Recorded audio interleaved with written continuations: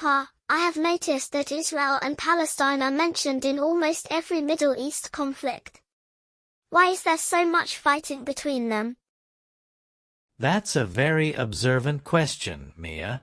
You're right, it often feels like a constant headline.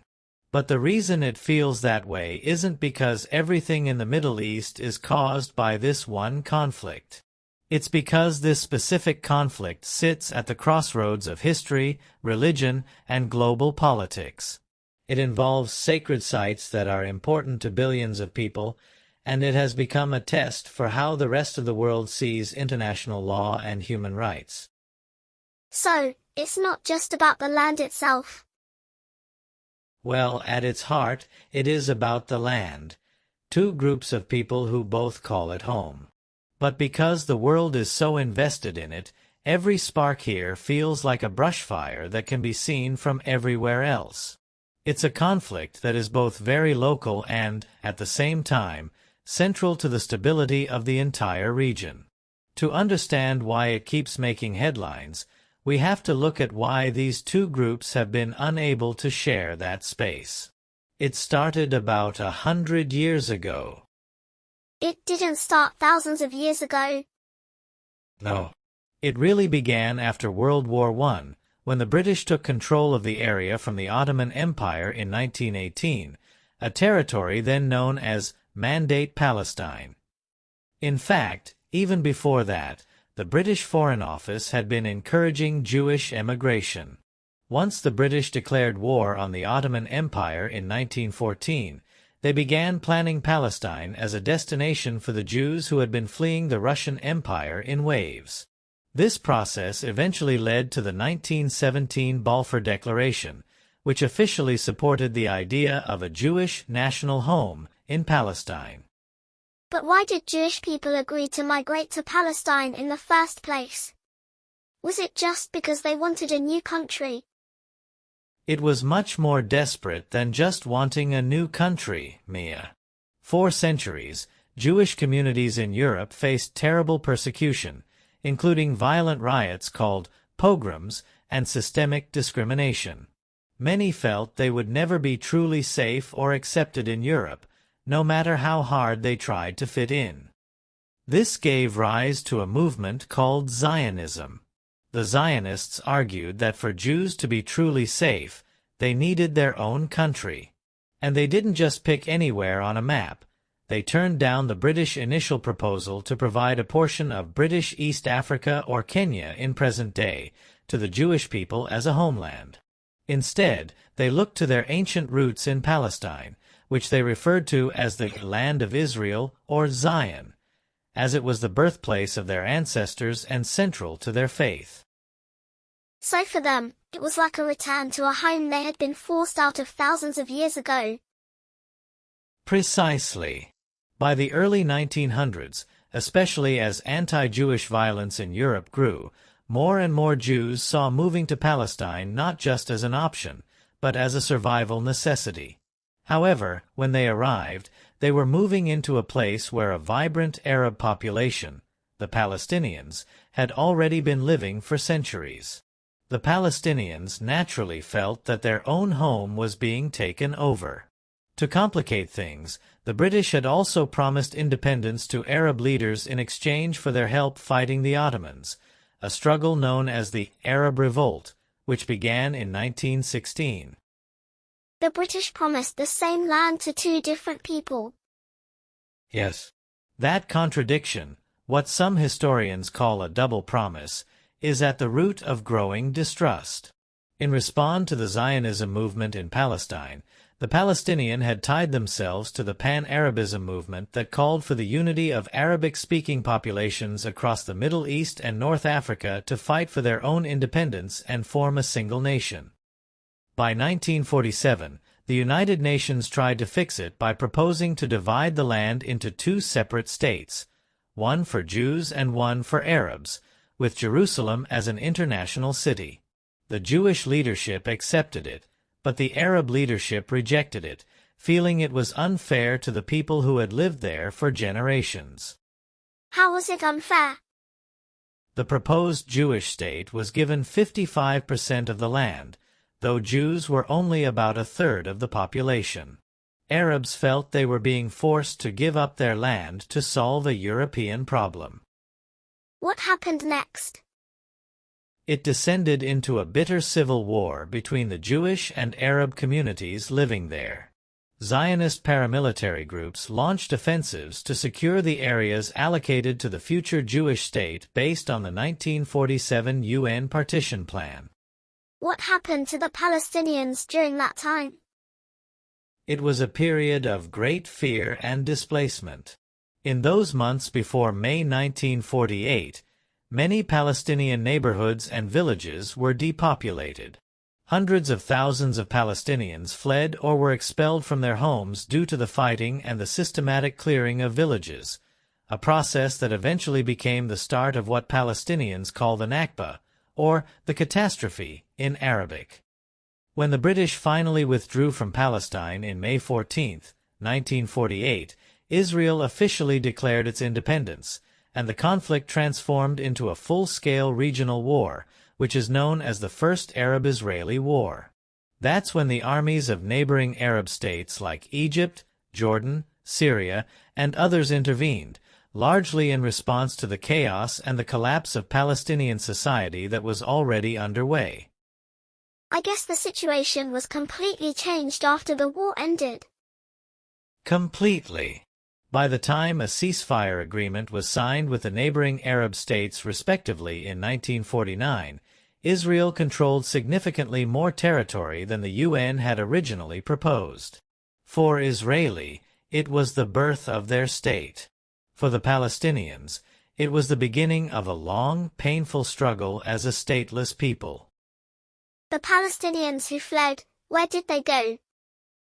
Over 700,000 Palestinians, the majority of the Arab population, ended up in refugee camps in the West Bank, Gaza Strip, Lebanon, Jordan, and Syria, unable to return to their homes. Some of those camps still exist today, and generations have grown up there without full citizenship or statehood. So they've basically been living in limbo ever since. Yes. It's one of the longest unresolved refugee situations in modern history. Did the Arab states just give up on the Palestinians after that war?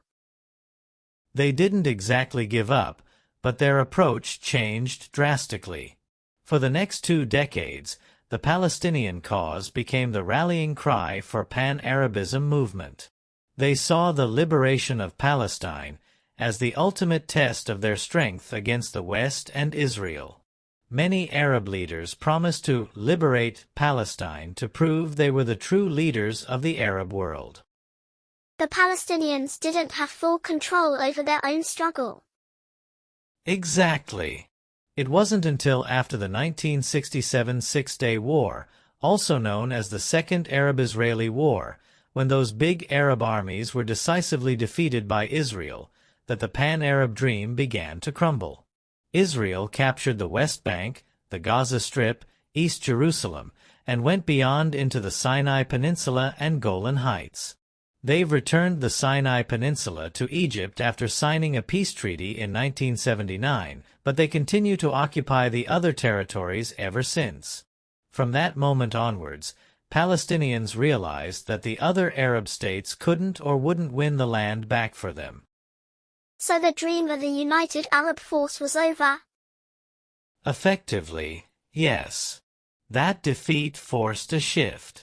That's when the movement transitioned into what we recognize today, Palestinian nationalism.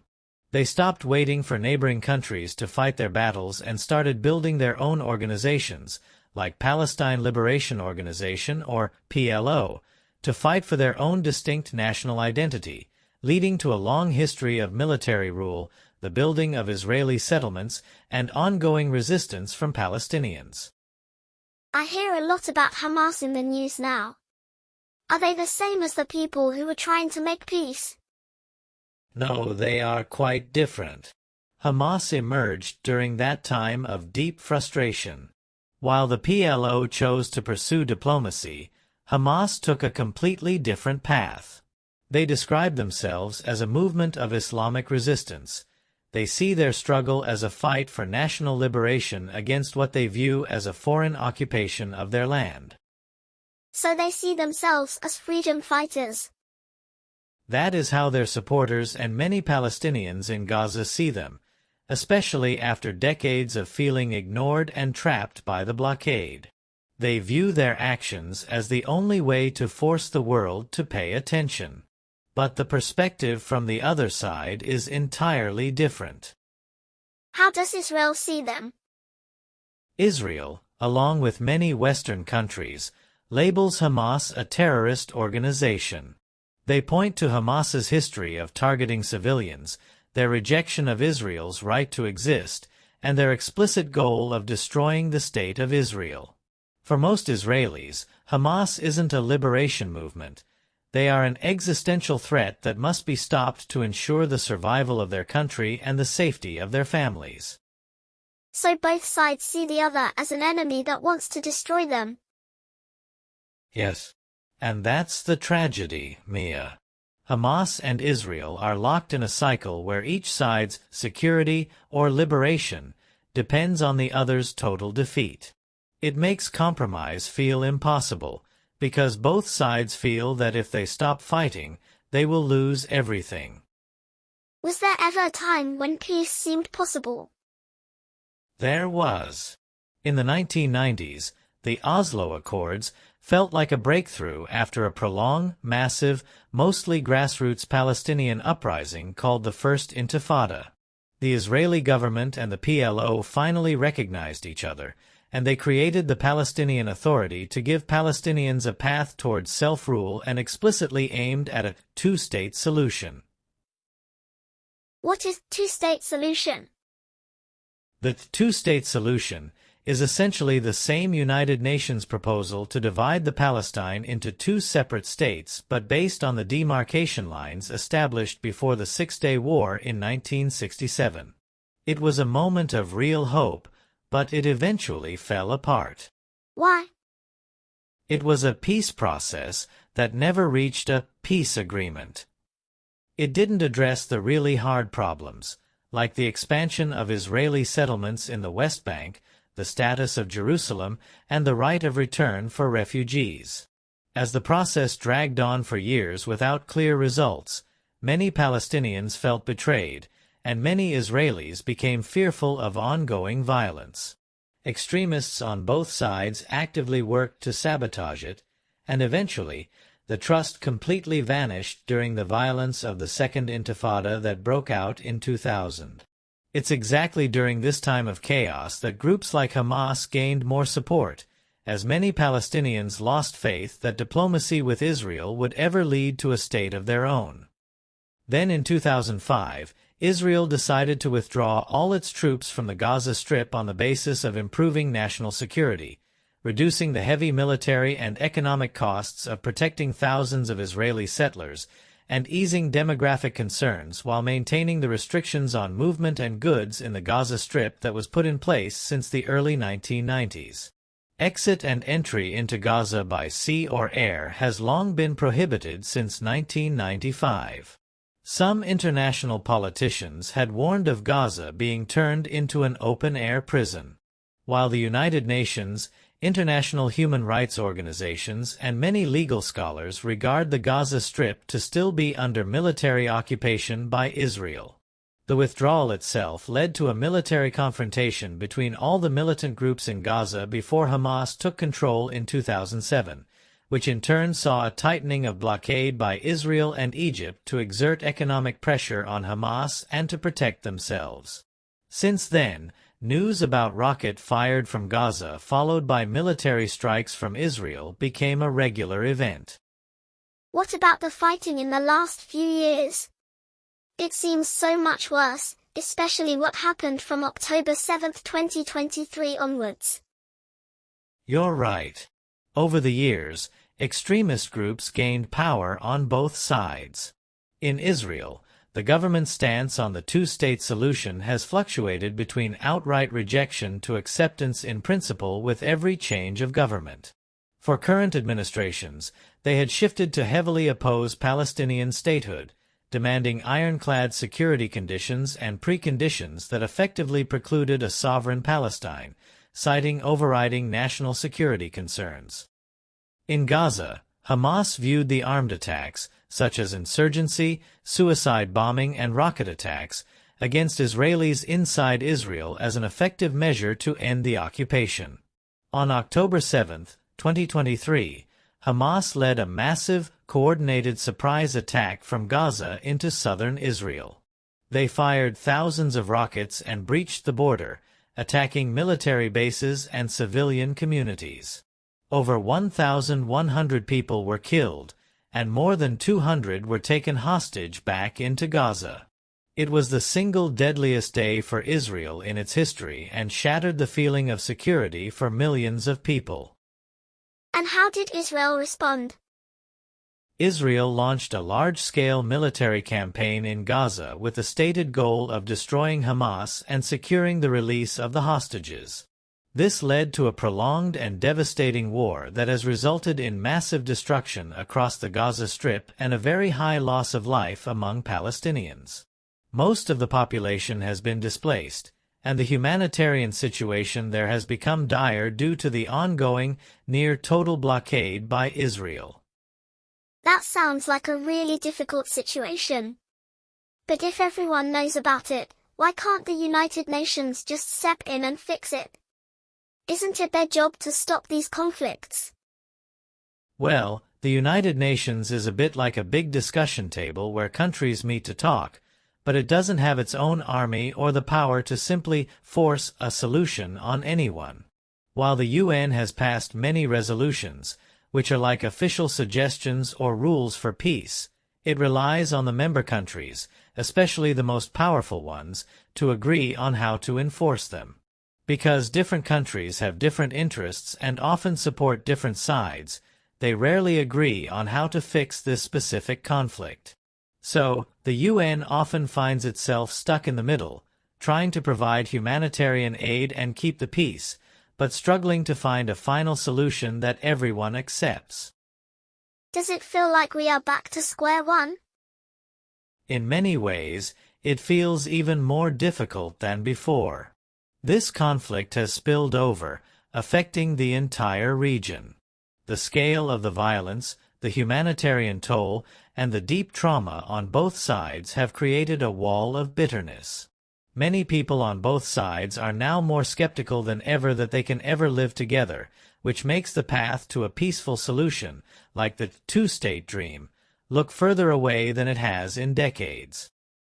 It feels like there are no easy answers. There aren't. Peace requires two things that are very hard to find: compromise and recognition of the other side's right to exist. It's a tragedy because so many people just want to live in safety and dignity. Thanks for explaining that, Grandpa. Can I ask you another question?